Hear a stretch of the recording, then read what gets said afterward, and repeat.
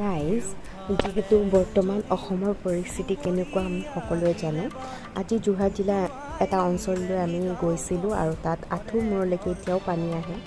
আচলতে আমি ভিডিঅ'ত যেনেকৈ দেখি থাকোঁ, কিন্তু ৰিয়েলত যেতিয়া আমি দেখোঁগৈ তেতিয়া আমি গম পাওঁ যে কিমান কষ্টকৰ এনে এটা দিন আহিলে কিমান কষ্ট হয়।